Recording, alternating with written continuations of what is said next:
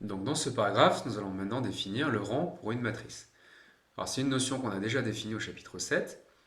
Le rang d'une matrice A, c'était le nombre de pivots de l'unique matrice échelonnée réduite équivalente par ligne à A. Alors avec cette définition, on savait le calculer grâce à l'algorithme de Gauss, mais on était incapable de faire une démonstration. Donc ici, on va donner une démonstration plus élégante, beaucoup plus facile à manipuler dans les démonstrations. Mais par contre, pas par contre, ensuite, on va montrer qu'on retrouve bien la définition du chapitre 7 avec le pivot de Gauss.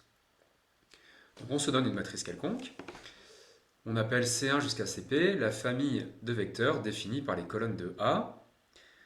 Donc ce sont des matrices colonnes de Mn1 de K. Donc on appelle rang de A, par définition, c'est le rang de cette famille de vecteurs. Et donc le rang d'une famille de vecteurs, c'est la dimension de l'espace engendré par ces vecteurs. Donc pour le calculer avec cette formule, en théorie on sait faire, en pratique ce n'est pas facile. Donc on va rappeler comment on fait. Vect de C1 jusqu'à C1 dispé, c'est engendré par ces vecteurs.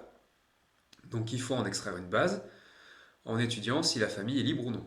Une fois qu'on a trouvé une base, le cardinal de cette base, c'est la dimension de vect de C1CP, donc le rang de A. Donc en fait, pour calculer le rang d'une matrice, il faut extraire une base de l'espace engendré par ces colonnes. Alors il y a quand même des exemples où on peut le faire quasiment à l'œil nu.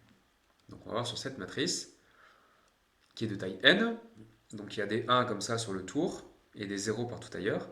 On voit à l'œil nu qu'elle est de rang 2. Donc voyons, on appelle C1 jusqu'à Cn ces colonnes. Alors ici c'est une matrice carrée, donc P égale n.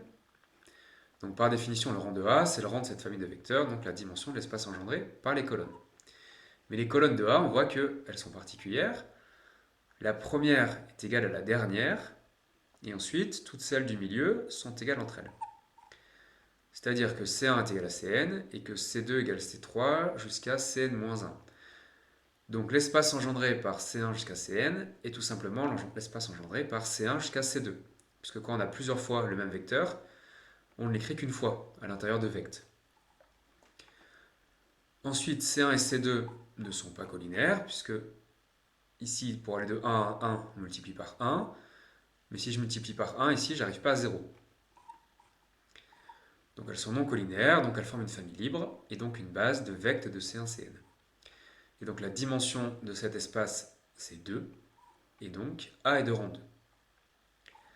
Alors c'est quand même un peu long, puisqu'on a rappelé tous les raisonnements, mais ce sont quand même des raisonnements classiques. Donc en fait, en résumé, on dira que A n'a que deux colonnes qui sont distinctes, et ces deux colonnes sont non proportionnelles, donc elle est de rang 2. Donc on pourra écrire ça pour dire directement que cette matrice est de rang 2. Alors voyons voir ses propriétés. Donc première propriété importante, si on appelle f l'application linéaire qui est canoniquement associée à A, eh bien le rang de f c'est le rang de A. Donc là on commence déjà à relier la notion de rang d'une matrice avec la notion de rang pour une application linéaire. Donc on va voir la démonstration. On se donne donc A une matrice quelconque. On note C1, Cp, c'est matrice colonne. Donc ce sont des matrices colonnes de Mn1 de K. Et donc on appelle aussi F l'application linéaire de K puissance P dans K puissance N, qui est canoniquement associée à A. Donc si on appelle E1 jusqu'à EP la base canonique de K puissance P, et bien par définition, les colonnes de A donnent les coordonnées des vecteurs f de 1 jusqu'à f de EP dans la base canonique de K puissance N. Mais dans la base canonique de K puissance N, les coordonnées sont égales aux composantes. Donc en fait, les colonnes de A, vous lisez ce que valent ces vecteurs. Il y a juste à transposer. Donc on a déduit que f de E1 c'est la transposée de C1, f de E2 c'est la transposée de C2, etc. f de EP c'est la transposée de CP.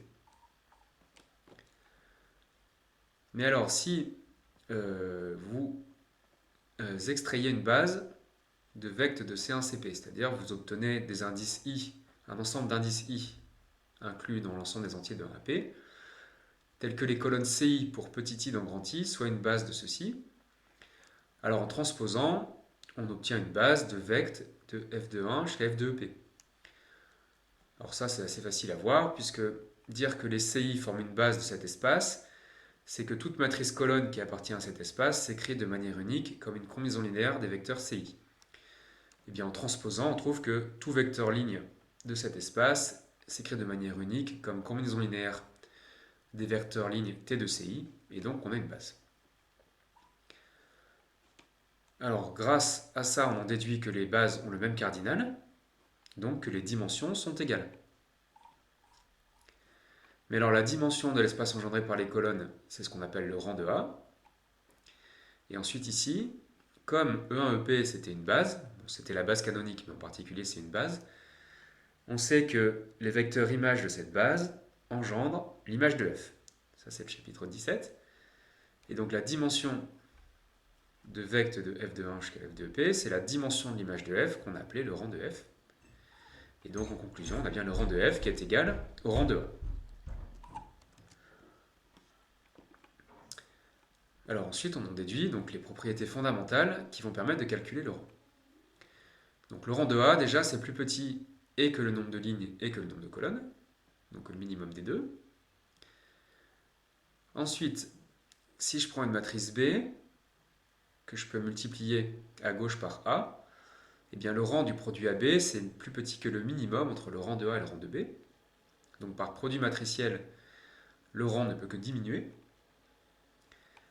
Et donc on arrive à notre propriété très importante, c'est que le rang est invariant si on multiplie par une matrice inversible. Donc là j'ai entouré des corrections que j'ai faites pour que les notations soient cohérentes, mais sinon le résultat était quand même juste. Donc si on prend une matrice C inversible, alors le rang de CA c'est le rang de A. Donc si je multiplie à gauche par une matrice inversible, je ne change pas le rang. Si je prends une matrice B inversible, le rang de AB c'est le rang de A, donc si je multiplie à droite par une matrice inversible, de même le rang ne change pas. Et donc, dernière propriété très importante, des matrices équivalentes par ligne ou par colonne ont le même rang. Et donc, lorsqu'on effectue le pivot de Gauss sur une matrice, eh bien, on ne change pas le rang. Donc, c'est pour ça que l'algorithme de Gauss va permettre de calculer le rang d'une matrice. Donc, voyons voir la démonstration de tous ces résultats. Donc, on se donne A une matrice de MNP de K.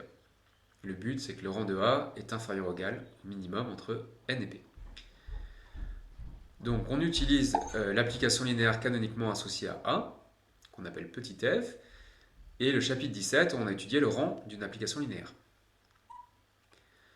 Donc, d'après le théorème 21, le rang de A, c'est le rang de f, et d'après le chapitre 17, le rang de f est plus petit que le minimum entre la dimension de l'espace de départ et la dimension de l'espace d'arrivée.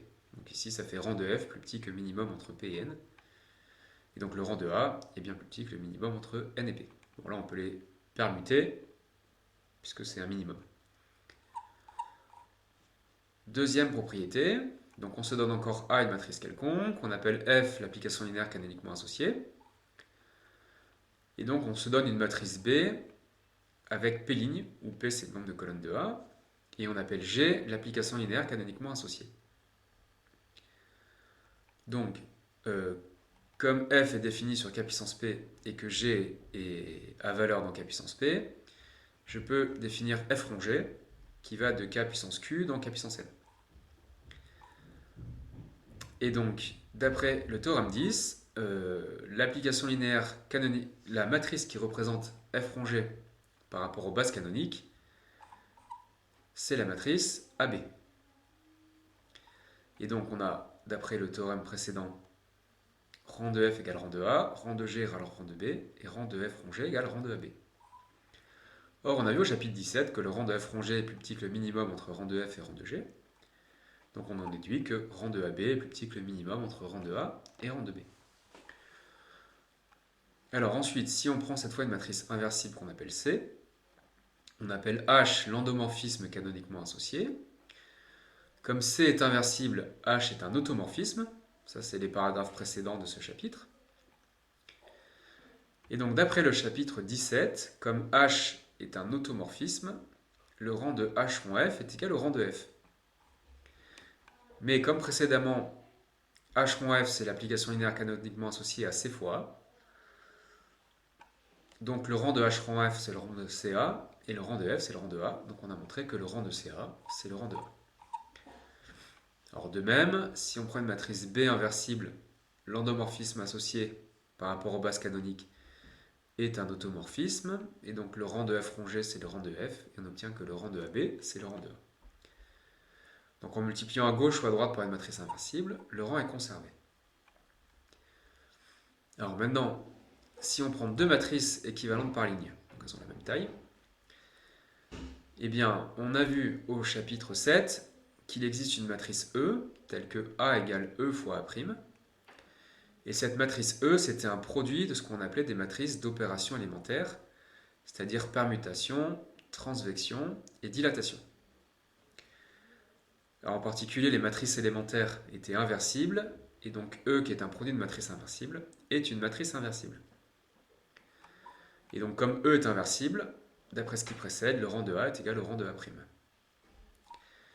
Et alors si on prend une matrice équivalente par colonne à A, et bien cette fois on a A égale A' fois E avec E inversible. Donc pareil, E est un produit de matrice d'opération élémentaire. Ce qui change, c'est qu'au lieu de multiplier A' à gauche, on la multiplie à droite. Et donc toujours d'après ce qui précède, on a encore rang de A égale rang de A'.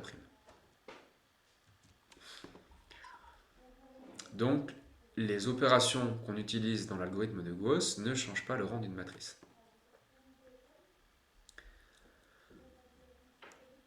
Alors ensuite, donc on a besoin d'un autre résultat encore, c'est le rang d'une matrice échelonnée par colonne. Donc là aussi j'ai fait des modifications par rapport à votre cours. Donc si on prend une matrice échelonnée par colonne, alors le rang de A c'est le nombre de colonnes non nulles de A, c'est-à-dire le nombre de pivots de A. Donc là, pour calculer le rang d'une matrice échelonnée par colonne, il y a juste à le lire sur la matrice. Et donc on obtient un algorithme pour calculer le rang d'une matrice. Si vous prenez une matrice quelconque, grâce à des opérations sur ces lignes ou ces colonnes, vous obtenez une matrice échelonnée par colonne. D'après la propriété 3 ici, le rang de votre matrice de départ est égal au rang de votre matrice échelonnée par colonne. Et pour votre matrice échelonnée par colonne, le rang, c'est le nombre de pivots. Donc là, on a bien trouvé un algorithme qu'on pourrait programmer en Python qui permet de calculer le rang d'une matrice. Donc, voyons voir la démonstration. Si on prend une matrice échelonnée par colonne, eh bien, elle ressemble à ça. C'est-à-dire qu'on a éventuellement des zéros ici. Bon, peut-être il n'y en a pas, mais il pourrait y en avoir. Et ensuite, on a de plus en plus de zéros comme ça. Donc on a un schéma en escalier. Et puis à la fin, on peut avoir que des colonnes nulles. Donc la définition, c'est à chaque fois que je prends le premier coefficient non nul d'une colonne, et bien la colonne suivante, le premier coefficient non nul est plus bas. Et une fois que j'ai trouvé une colonne qui n'a que des zéros, toutes les suivantes n'ont que des zéros. Bon, bah là, si on regarde la famille des colonnes et l'espace qu'elles engendrent, donc l'espace engendré par toutes ces colonnes, eh bien, les colonnes qui sont nulles, on peut les enlever. Donc les colonnes non nulles de A engendrent l'espace engendré par toutes les colonnes. Mais les colonnes non nulles, on voit bien qu'elles sont coordonnées échelonnées dans la base canonique, donc elles sont libres, et donc elles forment une base en fait de l'espace engendré par les colonnes. Donc l'espace engendré par toutes les colonnes, on obtient une base en ne prenant que les colonnes non nulles. Et donc le rang de A, qui est la dimension de l'espace engendré par les colonnes, ça fait le nombre de colonnes non nulles de A, c'est-à-dire le nombre de pivots de A. C'est ce qu'on voulait démontrer. Alors, comme ici, les matrices équivalentes par ligne ou par colonne ont le même rang, et bien pour échelonner votre matrice par colonne, vous pouvez effectuer les opérations sur les lignes ou sur les colonnes, parce que des fois, ça peut simplifier les calculs. Alors, mais par contre, je vous rappelle que quand on calcule l'inverse d'une matrice avec la méthode du miroir, là, il est très important de ne faire que des opérations sur les lignes. C'est le seul cas où ça a de l'importance. Sinon, on pourra raisonner sur les lignes ou les colonnes de façon à optimiser les calculs. Alors, donc on va voir comment calculer le rang de cette matrice grâce à notre algorithme. Donc on prend une matrice et on va l'échelonner par colonne. Donc on choisit comme pivot celui-ci, et on met des zéros ici et là. Donc on fait ces opérations, on arrive à cette matrice, donc on a bien des zéros. Sur la deuxième colonne, on choisit un pivot, donc on prend lui, et on va mettre un 0 ici. Donc on fait cette opération, et en fait on obtient une colonne qui est nulle. Donc là on a bien une matrice échelonnée par colonne, là on a notre escalier. Et donc le nombre de pivots c'est 2, donc notre matrice est de rang 2. Alors c'est pas très naturel de l'échelonner par colonne, mais pour l'instant on fait comme ça. On verra un peu plus tard qu'on peut en fait l'échelonner par ligne. Alors attention aux notations. Vous voyez que j'ai écrit que c'est les rangs qui sont égaux. Donc pour ces deux matrices, soit vous écrivez qu'elles ont le même rang, c'est ce que j'ai écrit là, ou alors si vous n'écrivez pas RG devant, et bien ces deux matrices, elles sont équivalentes par colonne. Ça, c'est les notations du chapitre 7. Par contre, vous ne mettez pas le signe égal, puisque ces deux matrices ne sont pas égales, puisque moins 3 n'est pas égal à 0. Donc soit c'est un symbole équivalent par colonne, soit c'est égal, mais c'est les rangs qui sont égaux, et pas les matrices. Donc c'est important de respecter les notations. Alors, attention, il ne faudra pas faire systématiquement l'algorithme, surtout sur des matrices de taille n. Donc on a vu, page précédente, que le rang de cette matrice était 2, puisqu'il y avait deux colonnes distinctes, et ces deux colonnes étaient non collinéaires. Alors cet exemple, on le fera à la fin. Donc maintenant, j'ai encore besoin de simplifier un petit peu, puisque là, il faut que je fasse le pivot de Gauss sur les colonnes des matrices, et on a plutôt l'habitude de le faire sur les lignes. Donc allons-y. Alors on a un théorème important, c'est le théorème 24, c'est le rang de la transposée qui dit que si A est une matrice quelconque, le rang de sa transposée est égal au rang de A. Alors celui-là, conformément au programme, on ne fait pas la démonstration dans le cours, mais pour ceux qui sont courageux, on la fera en exercice dans le TD. Donc là, on admet que quand on transpose, ça ne change pas le rang. Alors c'est intéressant parce que quand on transpose, les lignes deviennent les colonnes et réciproquement. Donc on en déduit le théorème 25 qui donne le rang d'une matrice échelonnée par ligne. Alors c'est tout simple, si une matrice est échelonnée par ligne, le rang de A c'est le nombre de lignes non nulles, c'est-à-dire le nombre de pivots de A. Et donc notre pivot de Gauss, on peut faire ce qu'on fait d'habitude, on échelonne par ligne notre matrice grâce à l'algorithme de Gauss, et le rang c'est le nombre de pivots. Et donc on est rassuré, on vient de retrouver notre définition du chapitre 7. Et donc on va pouvoir faire l'exemple suivant. Vous verrez en fait que quand on calcule le rang d'une matrice, on aura assez fréquemment un paramètre A, et en fonction des différentes valeurs de A, il va falloir calculer le rang de cette matrice. Donc là, on va le faire en échelonnant la matrice par ligne. Alors oui, avant de faire ça, une petite quelque chose sur la démonstration du théorème 25, qui est très simple. Donc si on prend une matrice quelconque, on dit que le rang de A, c'est le rang de sa transposée, d'après le théorème qu'on a admis. Mais donc le rang d'une matrice, c'est le nombre de colonnes non nulles, ça on l'a démontré. Et le nombre de colonnes non nulles de la matrice transposée, c'est le nombre de lignes non nulles de A, et donc on a démontré le théorème 25. Alors voyons voir notre exemple. Donc pour calculer son rang, nous allons faire l'algorithme de Gauss-Jordan. Alors la difficulté dans ce genre d'exercice, c'est que les pivots qu'on choisit à chaque étape doivent être non nuls. Alors si vous choisissez des pivots qui dépendent d'un paramètre, il va falloir faire par disjonction des cas. S'il est non nul, dans le cas général, vous faites l'algorithme de Gauss, et si jamais il est nul, vous avez un cas particulier à traiter à part, qui va malheureusement extrêmement rallonger les calculs. Donc l'idée, c'est que si on tombe sur un pivot qui dépend de notre paramètre, on fait par disjonction des cas, mais ça serait quand même beaucoup plus souhaitable de prendre des pivots qui sont des constantes. Comme ça, il n'y a pas besoin de rallonger comme ça les démonstrations. Donc dans ma matrice A de départ, là, sur la première colonne, j'ai pas trop de choix intéressants de pivots. Et sur la première ligne, je pourrais prendre 1. Donc l'idée de départ, c'est d'échanger C1 et C3. Donc là, il y a une petite erreur, j'échange C1 et C3. Je me retrouve avec cette matrice.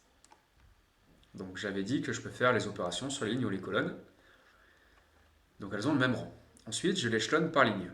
Donc je mets un 0 ici, et là, il n'y a rien à faire parce qu'il y est déjà. Donc je fais L2 moins L1, j'obtiens ça. Il faut que je choisisse un pivot dans la sous-matrice qui est là. J'évite de prendre des paramètres, donc je prends 1. Donc pour ça, il faut que j'échange L2 et L3, donc j'arrive ici. Donc là, je fais une transvection pour mettre 0 ici, qui est là. Et donc j'arrive à cette matrice. Et là, l'algorithme est fini. Alors attention, je n'ai pas entouré ce coefficient, puisqu'il faudrait qu'il soit non nul et il dépend de A. Donc là, je dois faire une disjonction des cas. Mais fort heureusement, je n'ai à la faire que tout à la fin, puisque j'ai fait mes calculs de manière intelligente. Donc si ce coefficient est non nul, alors c'est-à-dire si A n'est pas égal à moins 1 ou à 0, ma matrice est de rang 3, parce que j'ai 3 pivots. Si ce paramètre est égal à moins 1, donc là je remplace dans ma matrice, je suis en train de calculer le rang de cette matrice. Donc comme la dernière ligne est nulle, elle est de rang 2. Et si A est égal à 0, je remplace, j'obtiens cette matrice qui est aussi de rang 2 puisque la dernière ligne est nulle. Et donc voilà, j'ai répondu. La matrice est quasiment tout le temps de rang 3, sauf dans 2 cas particuliers où elle est de rang 2. Donc ça, c'est un calcul important pour le cours de seconde année sur la diagonalisation. Vous verrez que les cas particuliers de paramètres, où le rang n'est pas maximal, ça permettra d'accéder à ce que vous appellerez le valeur propre des matrices. Donc là, pour l'instant, on s'entraîne juste à faire les raisonnements et à essayer de mener les calculs de façon la plus simple possible. Et donc ceci termine ce paragraphe.